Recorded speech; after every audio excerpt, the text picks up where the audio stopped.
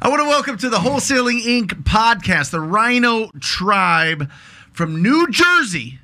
We got Nasheed Allen. We got Ewens Lazima. Yep. Welcome. How are you guys? Doing fine, man. Doing fine. This is exciting. Yeah, you guys flew a long way to join me here in Phoenix. Yeah. You guys have spent the whole day with me. This is incredible. And now we got to hear your story. We got to share it because I know that you've been listening to this podcast for a while. Yeah, man. I've been listening to the podcast for about 4 to 5 years now. Yeah. For a long, long time. And wanted to be on it. Yeah. I've been telling my wife, my girlfriend, Me. When we first met, anybody that I came into that I'm eventually going to be on this podcast, and here it is, man. Here it is. Here it is. Well, I'm so excited to do it because listen to this, guys. 40 deals closed. You've been going at this for 2.5, 3 years, right? Mm-hmm. You guys partnered up in right during the pandemic, so we'll talk about all of that. But 40 deals closed, going full time, building a real business here. What were you doing before you discovered the wonderful world of wholesaling? What were you doing? Before wholesaling, my life was kind of, up and down. Okay. As far as work and employment, if you don't have no real career and you're not college educated, you're just going to be working at factories. You're going to be working for, auto mechanics or things like that. And those were my jobs. I was working at factories and stuff like that, but I've always been an entrepreneur since a kid. I always had some type of side hustle and an entrepreneur spirit since being very, very young, from selling candies to fixing bikes, doing different things to make money since I was just very young. And I have a interesting past. And it's very awesome that I was able to work with you and change my life around and get to where I am today. Sure. Ewens? As for me, I'm a college basketball player at Delaware Valley University in Pennsylvania. To be honest with you, I've been playing basketball my whole life. And my mom always said, the ball gonna stop one day. And I'm like, okay. Sure. Yeah, so I always was just only focused on basketball. And then, the pandemic hit. And, I started reading different books, and I just started to get into real estate a little bit more. And my dad, he's also into real estate. He owns some rental properties. He helped me. He actually guided me through one of his flips. And I was able to, let's say I did my first flip like that way, but he did everything. But I just was there just learning, trying to understand the game. And then now it's just like, I want to do it on my own. And I just ever since I started reading the books, watching different YouTube videos, just went crazy. So if your dad didn't do flips, do you think that you would have found real estate, or do you think that's what pulled you in, or did you find real estate and then you're like, wait, I think my dad does this? Nah, honestly, my mom is a part of that too. Awesome. Yeah, my mom, she has 4 units herself. So, and I live with my mom now, and now she would tell you my mom's crazy with the business world. So, she's me helping her with her house is really what motivated me also. With the 4plexes? Yeah. Really? So do you guys live in one and then rent out the other 3, like a house hack type of thing? Yeah. Oh, that's phenomenal. Yeah. How long has your mom owned it? She's owned it for about 5 years now. Oh, so she's got great equity in it. Yeah. That's incredible. Yeah. Awesome. And what about, why real estate? Why wholesaling? Why did you find this? I mean, I feel like, being young and doing these entrepreneurial things, having that spirit, you have that pilot light inside you that's always going type of thing. But that could be directed towards anything, right? It could be directed towards opening a restaurant, or it could be directed to whatever, running some other sort of service business or whatever else. Why real estate? Why did you find it? And then did you start with wholesaling? Did you start with, I'm going to go buy rentals, or I'm going to go flip properties? So that's another crazy story, man. A guy came to me in 2009, 2010, yo, bro, you can have a buyer in this room and you can have a seller in this room and you can get what's in between. I'm like, man, get out of here, fool. You don't know what you're talking about. And then a few years later, I ran into, I think it was Jerry Norton first. Sure. One of his books or videos or something like that. I really didn't pay no mind until it came to you. And I think it's just that I love helping people. I always been a businessman, and I don't really want to run a business that's not profitable. Sure. Real estate is a very profitable business if you're doing it correctly. So once I tapped into the business of it being very profitable, and I like to help people, like I overextend myself to really help people at times. I think that attribute of myself helps me really just loves real estate. Like I love everything about real estate. That's It's all the I best. ever talk about. It's the best. Yeah, I mean, once you start, right? Once you get that first deal coming in and you see how happy the person that you just solved their problem at their house, and then you see how happy these cash buyers, the cash buyers are the happiest, right? They're like, hey, send me every deal. We love all these deals, right? They're trying to get in their pocket. We talked about it before the podcast, but you see the relief from the seller, you see the joy from the buyer, and then you see this check or whatever, a wire into your account, and you're like, wow, that's my receipt for how much value I provided here, right? And then it's almost like, oh my gosh, I could do this again and again and again. Your brain starts changing, and you start thinking bigger, and you start really thinking about building the business. And that's what we've been talking about all day, is not just doing deals, but actually building a business that can serve the community, but also that you could step out of someday as the business owner, and it's paying you cash flow every single month. And you could do whatever else you want. You can build your portfolio. You can flip properties. You can chill, whatever you want to do. You know what I mean? Yeah. And so that's what you guys are putting together. Yeah, it's been great, man. To just piggyback off that, my first deal, I just seen it come to life. I drove past it like probably 8-9 months ago. Seen a little guy with his bike out front and everything. Like I really was able to smile inside. This house had the roof collapsing in. It was my first deal. This buyer still calls me to this day begging me for deals because the deal I sold him had equity. So the buyer made out. A wonderful family is renting the property, living in it. Yep. The seller made out. He was in a bad, tight situation that I helped him out of. It was my first deal ever closed. And what'd you make? Made like $3,500. Right. Made like $3,500, but it feels like the $1 million. residual effects felt like $1 million because it was a proof of concept. That's it. That's exactly right. And once you get that, once you get that fact that you can do it, you do it again and again. You've done it 40 times.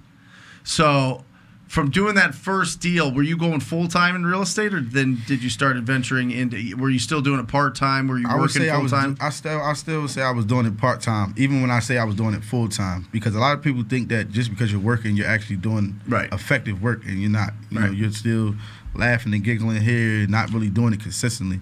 I would say after I separated from my last partnership situation, I started really doing it consistently because I knew I had nobody else to rely on but myself. Yeah.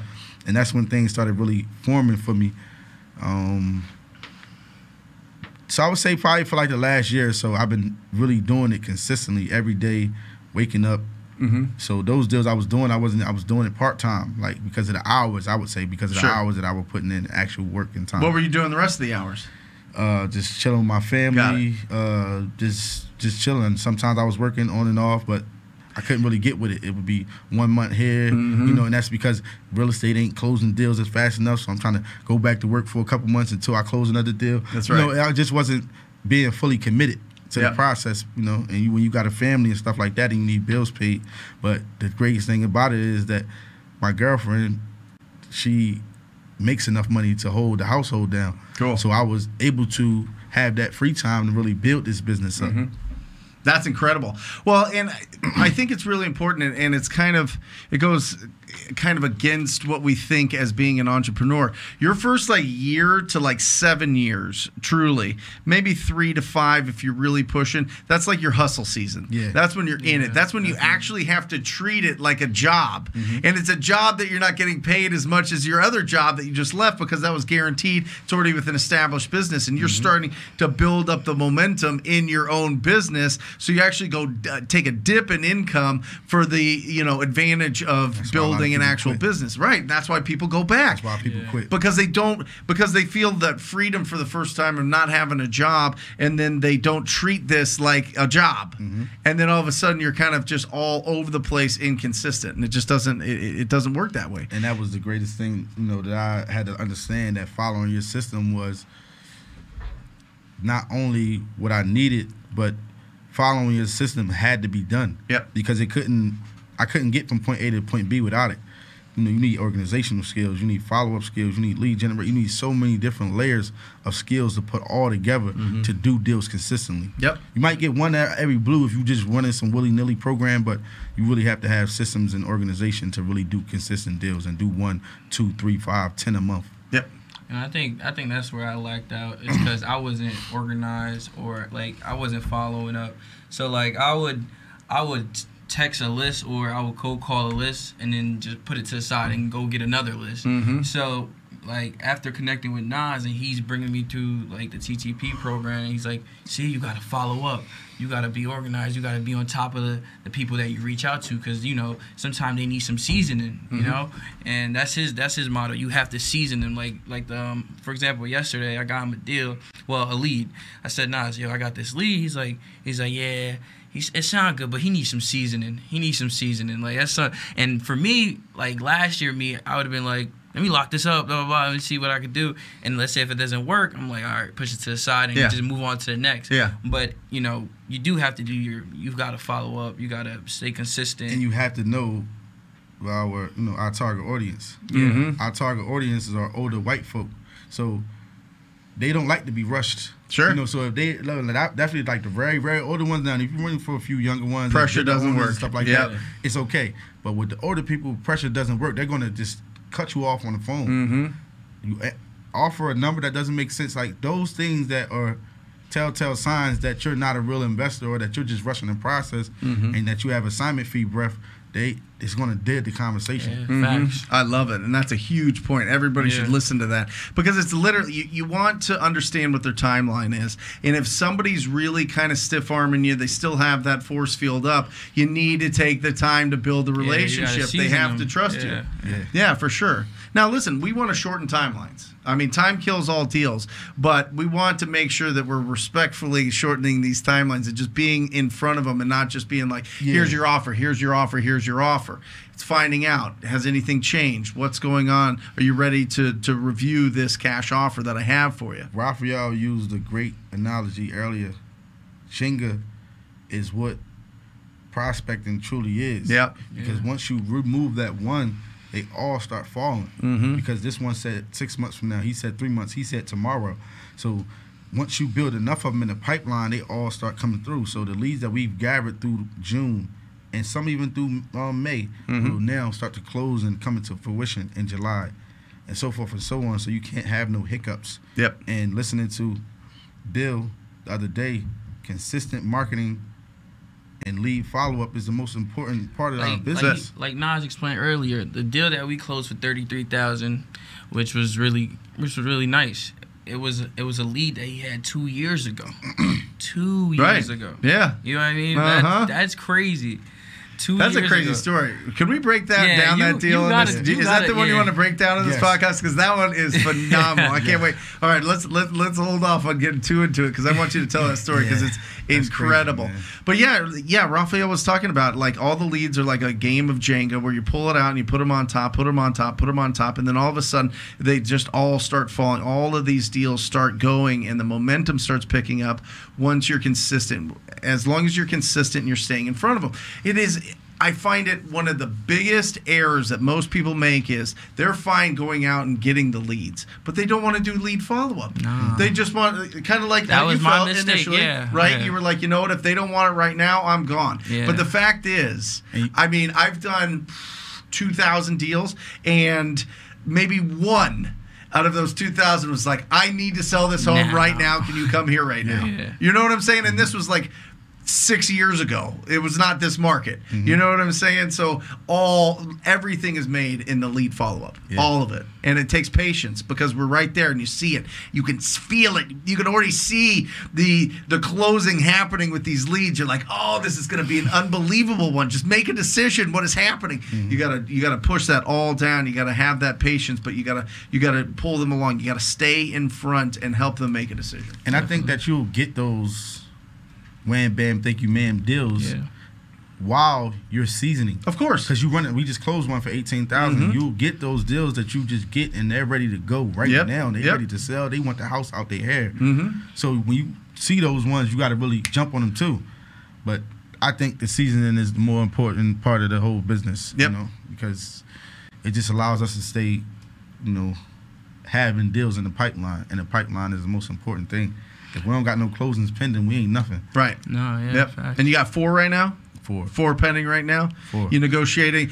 Well, 2 pending and 2 we need to still find buyers for. Got it. Yeah. Got it. Get them sold. Yeah, we're trying. We will. Get 2 We still, definitely will. Yeah. We We definitely. will, talk to the dispo guy. Man. Yeah. We're going to get him sold. I got confidence. Come on, in him. Ewens. No I worries. got confidence in him. No worries. I got No confidence in him. worries. You gotta tell them about that deal though with Thomas. Yeah. So Thomas was a guy I initially talked to back in 2019, I think, early 2020. Okay. And I cold called him, talked to him for a couple months, was able to get him to agree to a number. Do you remember what list he was on? I know it's a absentee owner. Okay. Mm-hmm.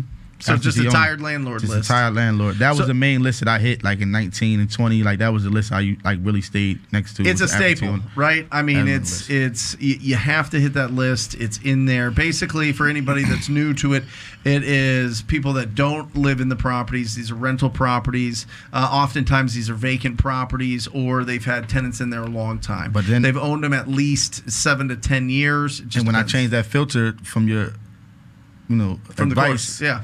is the 7 to 5 years. When I started playing with that, I started finding people that were a little more likely motivated. Yep. So that's where I got him from, and he actually came to my house. Like I had an office in my house, and he came to my house and knocked on the door. So wait a second. So you called him. I called him. Okay. Seasoned him for a couple months. You never met him before. No. Never went to his house. No. And how did he know your address? Because he looked at my business. I guess he looked at my business. So he Googled your business name. Did you give him like I sent him a contract. I sent him an agreement. So he because we Googled- agreed to a number and everything. So And he I was sent ready. him- he was ready. I sent him an agreement, with my business name. So he must have Googled my business name, and Why did you not present it in person? Why'd you send it to him?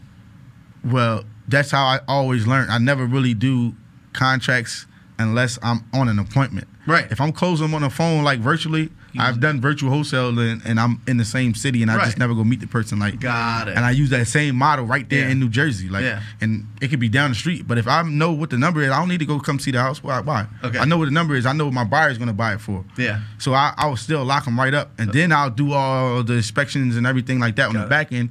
And sometimes that plays in the favor of a investor because we can get a major reduction. Sure.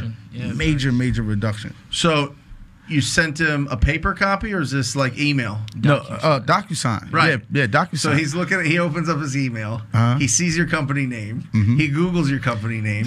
He checks out the corporation commission. Yeah. He finds the mailing address or whatever, your address for and it. It's one click in Jersey. Right. So you can get the And sign then he just shows up at your house. at my door, knocking at my door.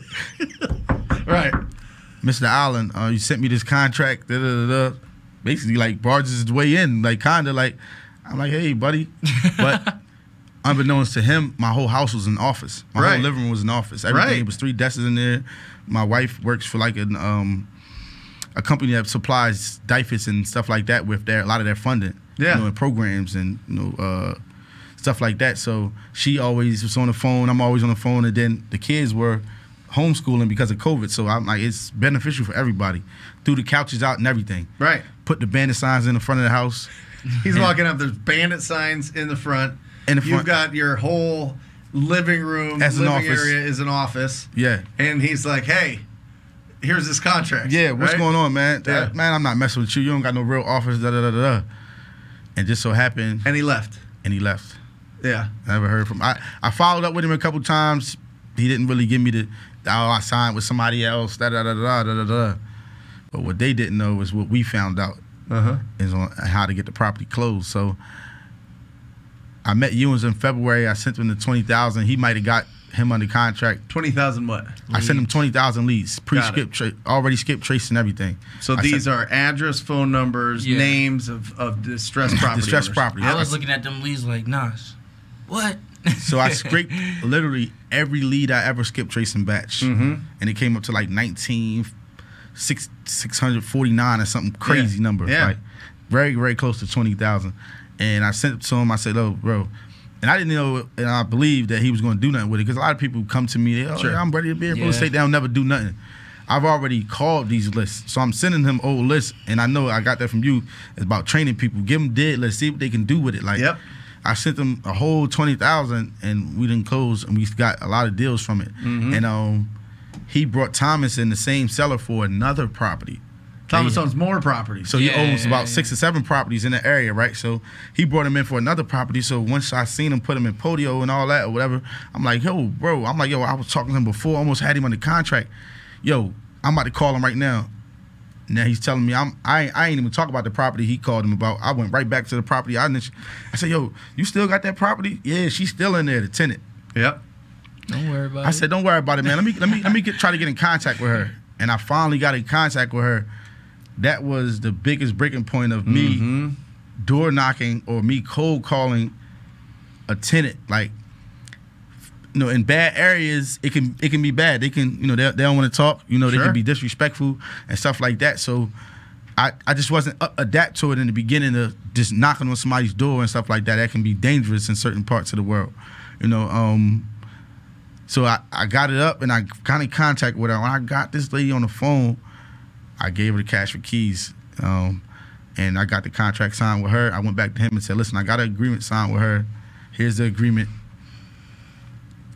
Let's get this agreement signed. What did you have to explain? Cash for keys to anybody that's brand new, has no idea the terms. So what I did with the tenant was she was delinquent on her rent for about 3 years, and I still paid her to leave the property. I still paid her to leave the property, and I even paid for a 1 week of a hotel room stay for her, you know, just to make the deal go through. And I didn't want to see her in a bad situation. Yeah, sure. But you know, you still had to get out. Like, it's been 3 years. Like, you know, so I still helped her on her transition. And just how much did you have to pay her? I think I got $1,500. And that is at closing, or did you do that out of pocket? No, at closing. Right. So explain how that works. How do you offer them $1,500? How does the $1,500 go to the tenant at closing? So we just get an agreement signed, and we get the title company to cut them a check, or sometimes I don't even get the title company to check. The tenants trust me enough, and I just give them the money. Right. You know, so I just after it closes. After the closes, I got the agreement. Yep. You know, y'all got the agreement. You can take me to court. I pay them the whole $1,500 right there. Yep. You know, they get to move on with their life with free money they was never gonna get. They was gonna get kicked out for nothing. So not only that, but if they went through the eviction process, that's gonna stick on them for a while, and that affects everything. That affects getting utilities. That affects getting cars. It affects everything. It affects your job. Yeah. You know what I mean? I mean, people can take money out of your paycheck if you owe to. You know what I mean? So when we disposed the property, you know, I was noted I wasn't bad. I already had him on the dispo thing. Like, when I first met him, he didn't know that, but I already knew I was bad with buyers. So if I could bring on someone that was good with buyers, I know we can do, you know, a lot more revenue. Sure. And I sent the deal to him once we locked up. Yo, I got a buyer. Da, da, da, da. She's a realtor in the area, and she's getting into wholesaling. Yo, da da da da. She buys a lot of rental properties. I'm like, man, listen, send it to Bill Bates. He ain't sent it to Bill. I mean, he sent it to Bill, and then he sent it to a couple other guys. You know, but we didn't really do no mass text blast. I mean, if I'm lying, we did do a mass text blast, and we got a lot of. But I was sending people to him. But by the time then, the price was bulked up so much, I really couldn't even believe it sold for $60. Well, before we break down the numbers real quick, so you get in, you get eyes on the property. How's the condition? It's fair. For the area, it was it was better than what I expected. Rental condition. Rental condition. Isn't that the best when it is? You're expecting it. You just needed to be like a quick $7,000-8,000. They could get it back on the market. Like, okay, and totally fixed up. What does it sell for? $130, $140. And you locked it up for how much? $27,000. $27,000. Yeah. Mm-hmm. And it's over $130. You said? Yeah. Fixed up. Yep. And it needs $8,000. Mm-hmm. Yeah. But he has debt on him personally. Sure. That they will not allow him to transfer title on the property. Okay. From a credit card company and from a bank, from an old loan that he took out for something else. Sure. That wasn't a mortgage though. It just was a personal loan. So how'd you get it? I negotiated with those people. I called the credit card company. He talks to the banks. He does it all. I talked to the credit card company. I called the credit card company. I don't know how he did that. And they like, listen, we'll take this. I said, listen, send me the paperwork and send it to my title company. They sent it to me. We paid them off. I talked to the bank, and the bank, Navy Federal had somebody representing them, and I called him. I said, listen, bro, we're going to give you 40%. He like, yo, I think they're going to take it. They took it. So the seller let Nas talk on his behalf. Right. So we get the authorization form. We get all the necessary paperwork to get it done. So this guy that came to your house and left disgusted that you didn't have a real commercial building and this real office is now like begging me to take his property. Basically begging me to take his property. I love this business. Basically begging me to take his property. He's willing to work with. 2 years later. Because now it's been 3 years into the situation. Right. When I first caught him, it was a year. Maybe I can get it out in a month. The tenant, now he's beat down. Yeah. You know, from this tenant, he's just ready to get it over with. Done. You know, so I like I said, I just negotiated with the credit card company, negotiated with Navy Federal. I love it. And we were able to get that deal done. That is huge. So you got it for how much, and you sold it for how much? Got it for 27. We sold it for 60. Tell them what you put it out there for. What'd you put it out for? 45, I think. And you got them up 60? Yeah. Yeah. We initially put it out for 45. So 33,000. Yep, 33,000 net. Yeah. Let's ring that bell. Yeah. Let's ring that bell. Yeah. Let's hear it. Come on. Yeah, 33,000 net, man. 33,000. Victory bell. That is incredible. Is that the biggest deal? Yes. Well, That feels nice, though. Yeah. I mean, 33 is nice. Yeah. Right? Now, you're creeping on that 50K deal. Yeah. Right? I have one, too, man. You know what's crazy? We have another. I'm seasoning her, man. I've been seasoning this lady for about 18 months. Her husband died. Yeah. And she's going to eventually come through, but she just does not want to sell. We have another 32 right now that's under contract, and that's the one with the probate in Philly. Got it. Yeah. That you got to work through. Yeah, that's a long process right there. So. Well, you're solving the big problems. I mean, the title issues are huge problems. You get those solved, those are usually very big deals because nobody else wants to touch them. Because people want it easy. They want to find a property and they owe nothing on it, and there's no liens, and they get it at a low price and sell it sell it to a cash buyer and make it easy as can be. But sometimes it doesn't happen that way. And some of the biggest, best deals and most deals that we learn the most are the deals the grittiest deals. Yeah, that's it.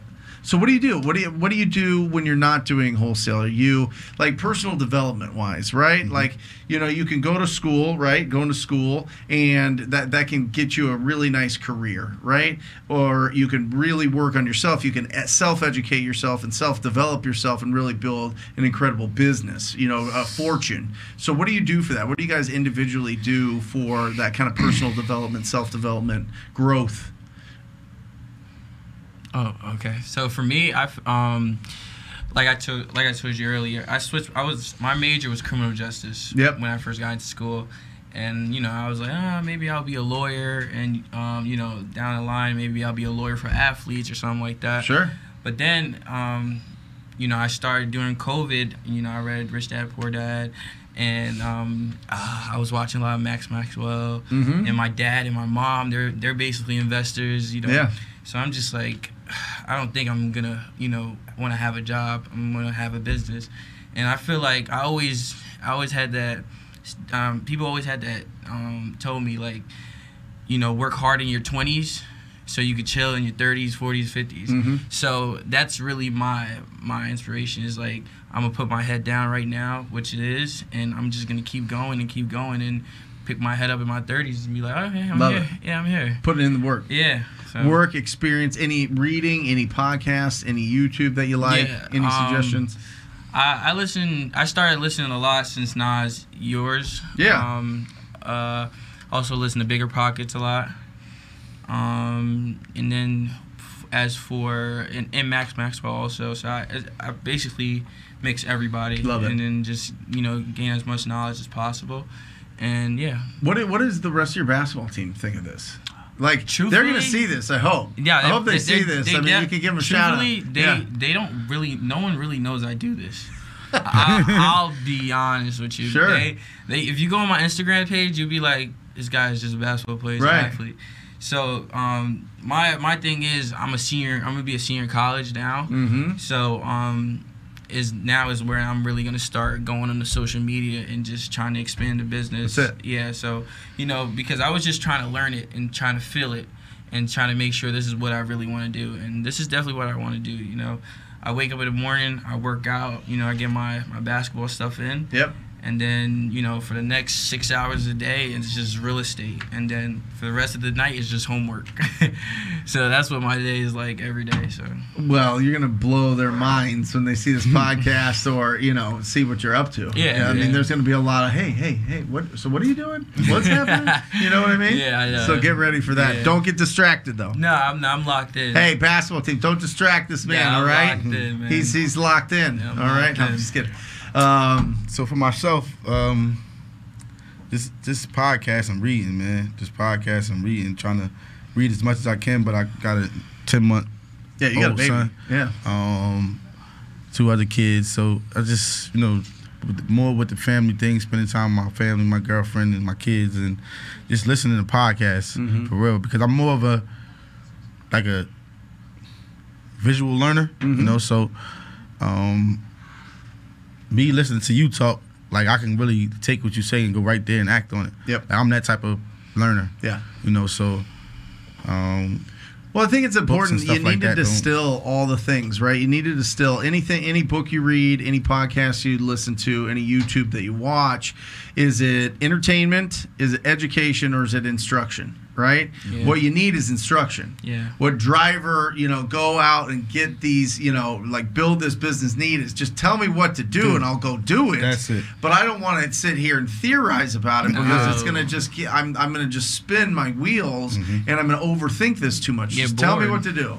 Yeah, right? Get bored. Yeah. That's it. Yeah. That's why, our motto is ugly houses, big checks. Yeah. Like that doesn't get more like very specific to do. I Find forgot ugly who I houses talked to and when I talk to first joined TTP. I don't think it was Adriana.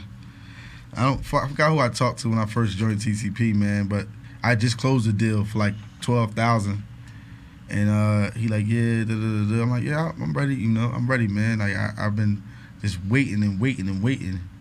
And once I got access to that system, that direction, that's when my life really changed. Like, because you cannot go into, like, that's like going in the Army. You don't think you gotta go through all that crap to go through it? Nah, it's really teaching you stuff. They really preparing you for a certain situation. Yeah. This same thing with building businesses, and same thing with being an athlete, a cook, whatever you're doing, you have go through a training process.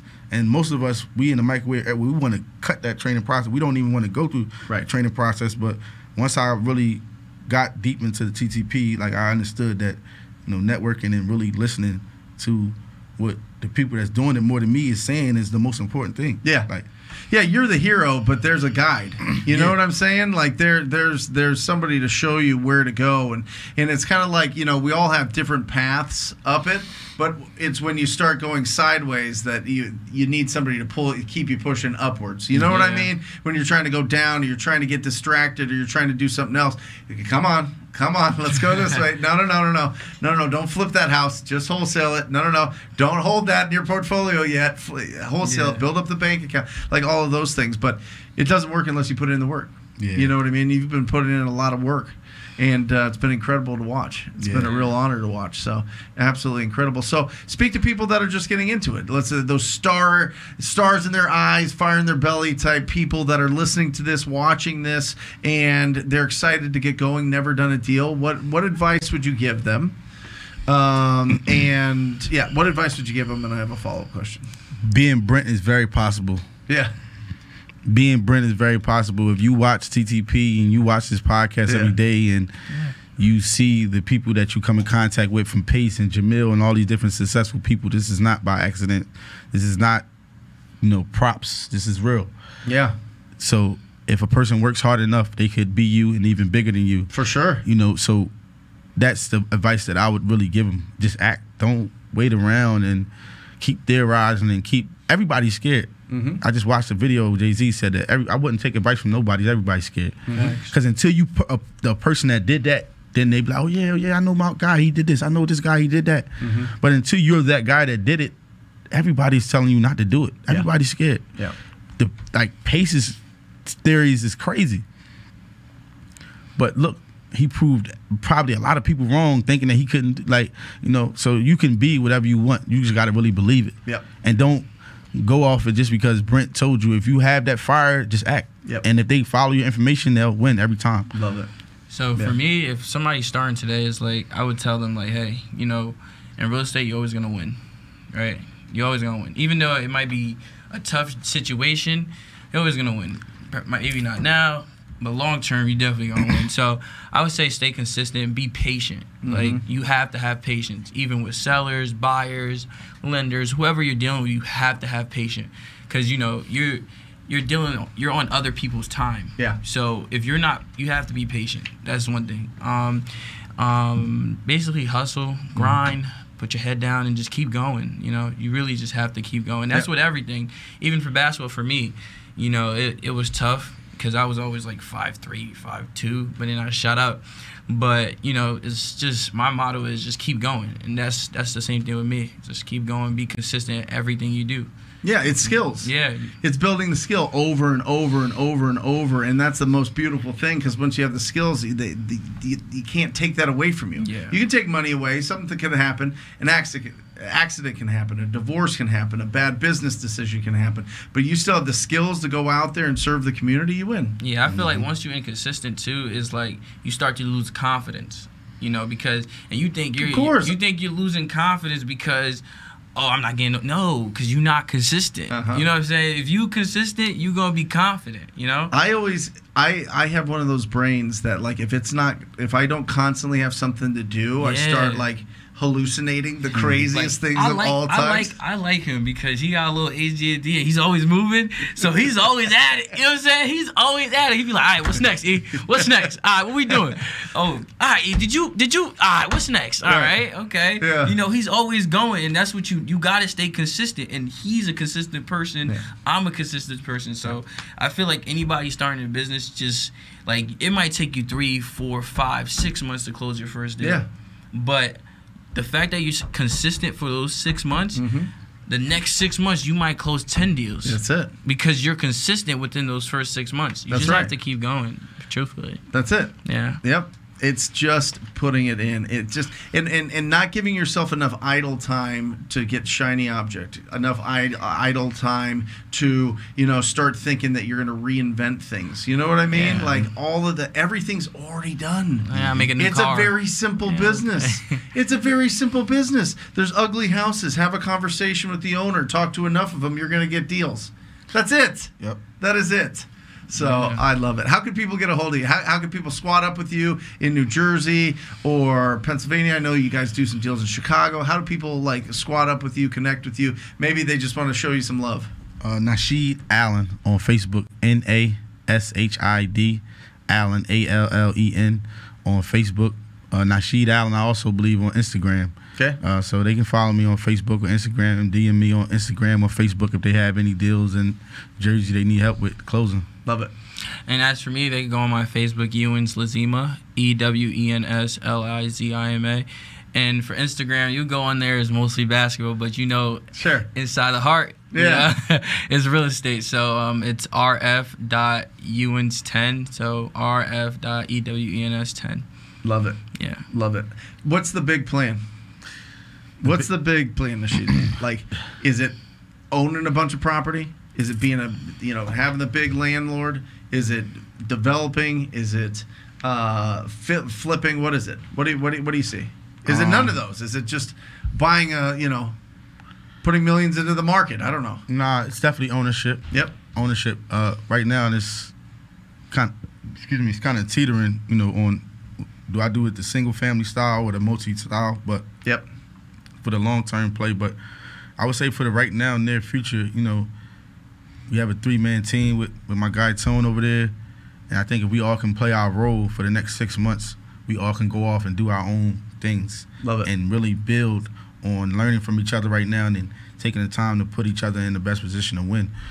So right now, we're on a 6-month plan, and if we can really stick to the plan and hit the goals, I think we all 3 of us come out on that side a lot stronger mentally, you know, with our marketing, financially, everything. And the plan is just to really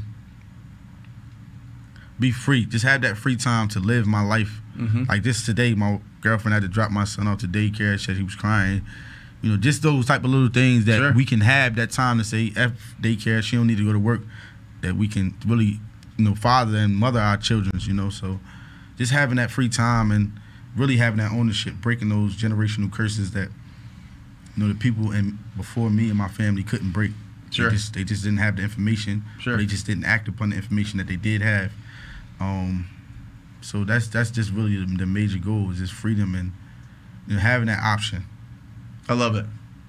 Yeah, same thing for me. We're really locked in on this next 6 months. That's like, you know, we want to make sure we achieve that goal. And you know, my long-term goal is basically to really do flips and get some rentals. You know me, I'm a long-term guy, so yeah, just make sure you keep doing some flips. And I feel like the only way I'm gonna get flips is by making sure our wholesaling business is on point. That's it. You know what I'm saying? Like build you us said, first. Yeah. So in order for us to do flips or even get rentals or even get sub-2 deals, we have to do this part first. Yeah. So if once this 6-month plan goes the way it needs to go, we'd be able to take the next step in our real estate journey, basically. Love it. Yeah. Thank you guys.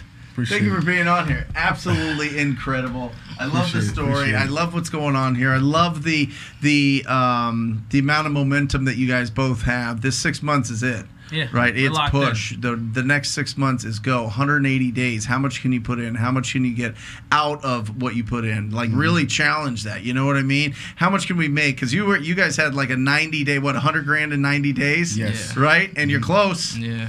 Yeah, we got two of them that got caught up with title issues, but Right. that was our goal initially to, to challenge ourselves, because it's literally out here, man. You got to just go find it. That's it. Like you said, it's literally ugly houses. Talk to the guy that got the ugly house. If he wants to sell it, no. If not, go talk to the guy that got the ugly house next door to that That's guy. it. You gotta be No, consistent. it's you literally gotta that grind. simple. I'm gonna Like, write a book that says that. Exactly Yes. that. I'm gonna quote you in it. If That's this guy that's gonna be the whole has book. the ugly Every house, single page. that doesn't have the ugly house, doesn't want to sell, talk to the guy next door that has the ugly That's house. it. Yeah. Somebody's going to want to sell eventually. Just gotta grind, stay consistent. Really, that's it. And that's us right now for the next 6 months. Awesome. We're gonna grind and be consistent. You know, every day we wake up, do what we have to do in order to grow our business. That's really it. Love it. What an inspiration. Thank you guys. Thank you guys for I do being have a on question Spot- for you, Yes. My thing is, what motivates you when you wake up in the morning? Like, what gets you fired up to say, I'm coming to the office and I'm gonna do a live show. I'm gonna talk to these guys on the podcast. What Yeah. motivates you? I feel best when I am of service. Yeah, I feel best when I'm providing value. I feel best when I'm being proactive. I'm being best when I'm loud. I'm being best when I'm positive and have energy. You know, so that's I can control what I do. I can control when I go to bed. I can control when I wake up. I can control when I come into the office. I can control when I do any of these things, right? So because I have that control, I get to do only the things that give me energy. So I do the things that give me energy at this point. Now, it's tough to understand that when you're in that hustle season because you're giving a lot of energy to get to that. But once that tide turns over and you're getting passive income from your business coming in, you've got all the freedom in the world. So, what was your motivation during the hustle season? Yeah, it's just how I'm built. So you was It's just how I'm built. I have never had a job. I've always just gone out and tried to figure things out. And so I started. I read Rich Dad Poor Dad early on. I was reading all the inspirational personal development early on, like in high school and in college. I was a college athlete. I always wanted to be better and better and better. Undersized for the position, but always played and started and just outworked everybody. So it just stuck. And so in my mind, I think I'm the baddest ass I'm the best. Yeah. In my mind, right? Yeah, I feel the same way. I bring the basketball mentality to real estate. Yeah. That's how. Yeah. Yeah. So I mean, it's the things that give you energy. One last thing though, can we get a TTP billboard here in Phoenix? I asked a couple of people. I said, so I've been here. I said, you know TTP? You don't know this? You don't know Brent Daniels? Yeah. This is Arizona. Yeah. We in Phoenix. Yeah. Out of the 6 million people that live here, a few of them don't know what wholesaling is. I said, you don't know TTP? No, that's great. We're going to put it on the side of this building once I buy this building. Yes. So we'll see how that goes. Big sign, That's TTP. it. That's it. I Real appreciate estate it. training. That's it. Thank you, guys. And if you're interested in joining the most proactive group in real estate investing, it is the TTP family. It is the TTP coaching program. Go to wholesalinginc.com/TTP. That's wholesalinginc.com/TTP. Check out what it's all about. If you want to join this incredible community with the best of the best, make sure that you sign up for a call, and I look forward to working with you personally. And that is it. As always, I sign off encouraging everybody to go out there and talk to people. Till next time, guys. Love you. See you.